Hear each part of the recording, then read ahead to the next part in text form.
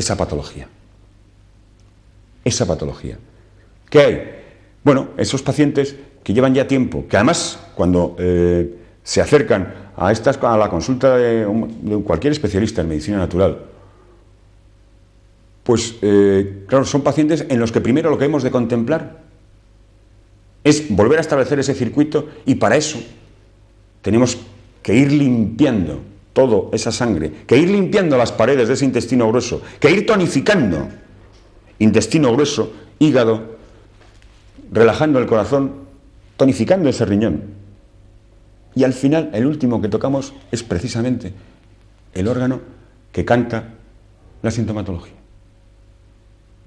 En fin, iremos viendo, dentro de poco tocaremos, vamos a dedicar además un par de programas a los corticoides, puesto que además estamos viendo cómo se está produciendo en las enfermedades crónicas, se está aumentando las dosis. Vemos de sus reacciones adversas, pero como no conseguimos resultados, aumentamos las dosis. Entonces, por un lado está el farmacéutico y por el otro lado está el médico. Cada uno en su despacho aumenta respectivamente las dosis.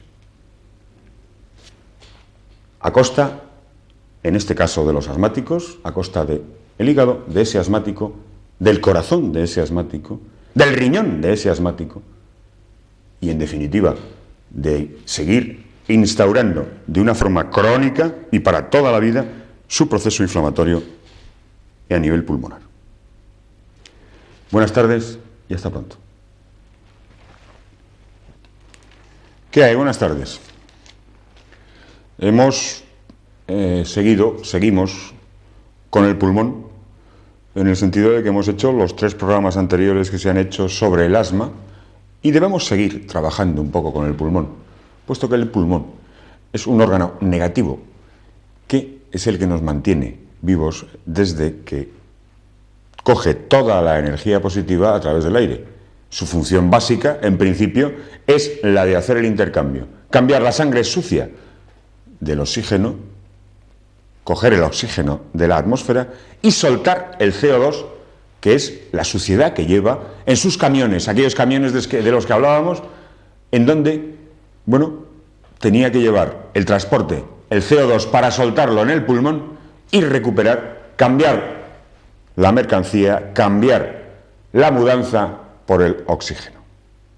Hablábamos, aquí contábamos o explicamos, vimos cómo era un poco el parénquima, la membrana a nivel de intercambio. Hablábamos del asma y hablábamos cómo se planteaba ahora mismo el asma desde la medicina moderna, con la teofilina, cómo se planteaba desde un punto de vista inflamatorio, cómo se utilizaban los corticoides y los problemas y las reacciones adversas de todos esos fármacos.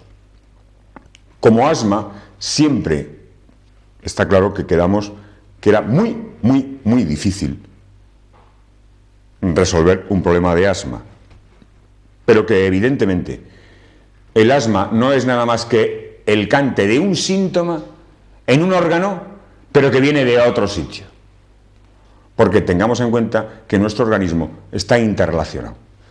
Hoy vamos a hablar de un fármaco, de fármacos, los mucolíticos, expectorantes y antitusígenos, que es un fármaco de uso común, habitual, y que además aquí los 3 protagonistas de la historia, es decir, el farmacéutico, el médico y el paciente, son cómplices y se están autoalimentando, nos estamos autoalimentando a la hora de prescribir, nosotros como médicos, a la hora de pedir los pacientes el fármaco en cuestión y a la hora de venderlo el farmacéutico de turno. Vamos a ver un poquito, ya contábamos, cuando hablábamos del asma, de cómo el pulmón, que es un órgano que tiene que hacer un intercambio de aire, y desde el aire conseguir el oxígeno y regalarle a la atmósfera el CO2, es un órgano evidentemente importante, pero no hay en el cuerpo humano ningún órgano más importante que otro. todos y cada uno de los órganos que tenemos forman parte del concurso, tienen que concursar, tienen que trabajar para el bien común, tienen que trabajar para la salud, tienen que trabajar para una vida natural, normal, que sea compatible con la felicidad, con el bienestar, con lo que en definitiva todos estamos buscando y en lo que en definitiva todos queremos. Pues bien, hablábamos de que si pudiéramos estirar en forma de metros cuadrados la superficie de contacto de los dos pulmones que todos tenemos, sería la misma superficie de contacto que tiene una cancha de tenis, sí, una cancha de tenis en metros cuadrados. Claro, este pulmón, esa cancha de tenis, ese club de tenis, tiene un sistema, un mecanismo de defensa, un servicio de mantenimiento en cuanto a para limpiar la pista, para que tenga la humedad óptima, para regarla si es de césped. Pues bueno, el pulmón funciona igual. Entonces el pulmón, porque hay que tener en cuenta que el pulmón está en contacto directo con el aire, con lo que nos rodea, en ese autobús que vamos caminando, y ese señor o esa señora nos tose a la cara a través de las vías respiratorias. Si nos está regalando algo, a lo mejor nos está pasando una infección, nos está pasando algún regalito. Y el propio servicio de mantenimiento del club de tenis del pulmón tiene sus sistemas. Vamos a ver un poquito primero cuáles son los sistemas naturales de ese pulmón para defenderse de las agresiones exteriores. Vimos que el pulmón, como todo el ser vivo, tiene un parénquima, tiene un sistema celular, debajo tiene un músculo, que es el que hacía lo de la contracción a nivel de bronquio, y tiene, claro, unas glándulas que segregan una serie de sustancias. El porqué de esas sustancias es que ese es el servicio de mantenimiento del club de tenis. Ese es el servicio de jardinería que tiene que regar el césped todos los días, puesto que si usted tiene un jardín en su casa ya sabe que tiene que regarlo para que esté bien y verde, ¿no? Pues al pulmón le pasa lo mismo.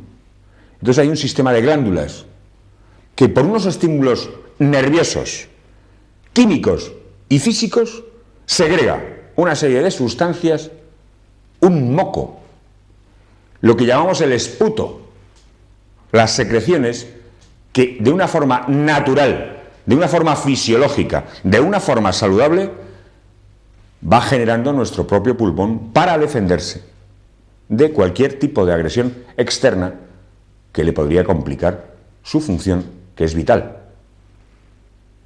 Bueno, entonces, en este sentido, hablamos de expectoración, hablamos de esputo. Cuando a usted, si alguna vez ha ido al médico y le ha preguntado, ¿usted su tose mucho, no tose, es productiva, no es productiva? Ahí hay una valoración ya de diagnóstico inmediata, automática. Entonces, ¿cuál es la función de ese líquido que segrega, de ese moco que segregan esas glándulas que están controladas desde un sistema nervioso, que están controladas desde un sistema químico y que están controladas desde un sistema físico por la misma fuerza de la gravedad? Porque si usted, quien más, quien menos, pues o se ha operado, ha estado en cama alguna vez, ha pasado por algún hospital o ha tenido que ir a ver a algún familiar o a algún amigo, y a lo mejor ha coincidido, porque cada uno, pues claro, tenemos nuestros horarios de trabajo y tenemos que ajustarnos a la hora de la visita a ese pariente, a ese amigo, a ese familiar, y a lo mejor ha coincidido que ha sido ese día por la mañana, y es cuando la enfermera está obligando al paciente a toser. Y claro, alguna vez yo he escuchado, pero hombre, ¿cómo se obliga a este hombre a toser si le acaban de operar, le han roto? Porque claro, a la hora de hacer el cirujano, abrir en los rectos del abdomen, la faja abdominal, ¿cómo le obligan a toser si le duele? Porque claro, tiene los puntos recientes y le está doliendo. Pero la gran obsesión de ese cirujano es que ese señor tiene que escupir, tiene que expectorar, tiene que soltar todas esas secreciones que están generando sus glándulas mucosas y submucosas. En el parénquima pulmonar tiene que soltarlas, porque el fundamento de la medicina es en latín. Este es un latinazo. Tengan en cuenta que en medicina moderna se basa muchas veces en cosas y las palabras, las raíces de las palabras vienen del latín. Entonces el fundamento de la medicina es ubi pus ex vacuo. Donde hay pus hay que soltarlo. Entendamos por pus cualquier líquido, cualquier sustancia que está en exceso de cantidad, que es un posible caldo de cultivo, que es un posible abrevadero, un posible pesebre para multiplicar bacterias y virus y bichos que no deberían estar en mayor número del que deben estar. Entonces, esa es la obligación de la enfermera cuando hace maniobras y obliga a toser a ese señor para que escupa, y le está colocando una palangana delante de la boca para que escupa. Entonces, es curioso cuando los mecanismos por los que el pulmón, igual que todos y cada uno de los órganos que tenemos, de una forma natural, están programados ahora que tanto se lleva la genética, y ya les contarán del último descubrimiento de genética que se ha hecho. Están programados ellos solitos, genéticamente, para generar, para provocar sus mecanismos de defensa y evitar la agresión o el deterioro de la salud, el deterioro de la vida natural. ¿Cómo funciona esto? Básicamente, el moco, eso que se escupe, que cuando en condiciones fisiológicas, sin ningún tipo de infección, sin ningún tipo de enfermedad, nosotros generamos nuestras glándulas mucosas y submucosas del parénquima pulmonar, generan una cantidad permanente y constante de moco. Estamos hablando ahora mismo en condiciones fisiológicas, en condiciones naturales. Claro, ese moco, hay que tener en cuenta que nosotros habitualmente estamos en bipedestación, de pie. La boca la tenemos aquí y tenemos aquí la tráquea, los dos bronquios principales, luego los bronquiolos. Eso tiene que salir. Y esas glándulas que van generando ese moco, que van generando esas secreciones, claro, si eso se fuera acumulando, llegaría un momento en que esa superficie de contacto de la que hablamos, supongamos esta mesa, una cancha de tenis, que tiene que hacer el aire en contacto con esa superficie para robarle, digamos, el oxígeno al aire y devolverle a cambio. Es un negocio bueno para el organismo, evidentemente, pero necesario. Devolverle el CO2, devolverle la porquería, limpiar su sangre, porque esa sangre luego tiene que pasar a un riñón, y de ese riñón tiene que pasar a un hígado, que es el laboratorio, y de ese hígado tiene que volver en alguna condición óptima a ese pulmón. Pues bien, claro, si esas secreciones se nos quedaran acumuladas como sacos, pues esa superficie de contacto iría disminuyendo de una forma progresiva y de una forma constante, y al final nos acabaría ahogando. Pero para eso hay unos sistemas, unos mecanismos que ya el organismo, de una forma natural, tiene previstos. Y es, en primer lugar, la composición del moco en cuestión.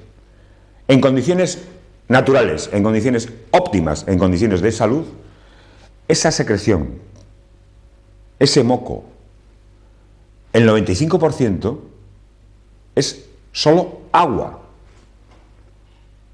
El 95%. Luego hay un 2%, ya nos hemos puesto en el 97%, ¿no? Hay un 2% que son glicoproteínas, que ahora veremos el tema de viscosidad y elasticidad que es necesario. Luego hay un 1% que son proteínas, luego lípidos y luego unas sales orgánicas, en un 1%. Pero básicamente lo más importante son el 95% agua. Agua, H2O. Esa es la base del moco, en condiciones óptimas. Bien, claro, eso se va segregando. Y hay unos cilios, digamos como si fueran pelillos microscópicos, que se ocupan, porque claro, estamos hablando de ir contra la gravedad, se ocupan de trabajar para subir esa secreción, ese moco, que básicamente es agua, para subirlo arriba. Está medida hasta la velocidad, viene en los libros, hasta la velocidad a la que sube, de 5 a 20 milímetros por segundo sube ese moco, sube esa secreción que generan esas glándulas que tenemos en nuestro parénquima pulmonar, suben cuando, insisto, estamos hablando ahora mismo en el plano fisiológico, en el plano natural, en el plano de la salud. Suben y entonces se deglute de una forma natural o bien con ese ligero carraspeo que todos hacemos, ¿no? Y ya está. Son nuestras propias secreciones y estamos hablando en condiciones óptimas, cuando no hay ninguna infección, cuando no hay ningún problema. Factores, aquí hemos quedado que hay. Primero, la secreción del moco, la secreción de ese líquido. ¿Para qué está ese líquido? Bien, ese líquido, hemos quedado que estamos en contacto, estamos respirando. Esto es la parte del organismo que está en contacto con el exterior de una forma directa, a pecho descubierto. ¿Para qué tiene que tener sus condiciones exactas de viscosidad y de elasticidad? Que hay un parámetro que se llama viscoelasticidad, que cuando tiene unas cifras que se alteran, estamos hablando de patología, estamos hablando de enfermedad, estamos hablando de algo que no es natural. Bien. Las razones por las que tenemos que tener ese moco, esas secreciones, son obvias. En primer lugar, nos van a defender, porque como el trabajo ciliar, la secreción mucociliar, eso de 5 a 20 milímetros por segundo de subida de las secreciones para expulsarlas, ahí se queda, en primer lugar, cualquier virus o bacteria que nos quieran pasar por ahí. Va ahí. En segundo lugar, cualquier irritante externo. El polen. Estamos hablando de condiciones naturales, de condiciones óptimas, de condiciones de salud. Entonces, seguirá subiendo a su velocidad de 5 a 20 milímetros por segundo y luego por carraspeo pasará a tubo digestivo, el clorhídrico tal, y saldrá por el intestino grueso. Matrimonio del pulmón. Bien, esa es la segunda opción. Pero hay otra opción también que es muy importante, y es la condición de humedad y de temperatura, que ese aire que inspiramos, que es vital para nosotros, esté en las óptimas condiciones de humedad y de temperatura, puesto que, lógicamente, usted se marcha a Alaska o a Rusia, a Moscú, en temperaturas bajo cero. Esa temperatura bajo cero, si usted la pasara a su parénquima pulmonar, usted quemaría ese parénquima. ¿El intermediario cuál es? Es esa secreción que le va a dar la humedad y la temperatura, porque claro, esa secreción tiene exactamente la misma temperatura de su organismo. Y la temperatura es el intermediario correcto para que usted pueda fijar su oxígeno para su organismo. Bien, estamos hablando en condiciones óptimas. Claro, para que ese moco, en ese tracto mucociliar, en esa velocidad que hemos dicho de 5 a 20 milímetros por segundo, para expulsarlo contra la gravedad, porque habitualmente nosotros estamos de pie. Esa era la razón por la que cuando un paciente, porque el mayor estímulo para la producción de moco es el estímulo nervioso, el estímulo químico y el estímulo físico. Y el estímulo físico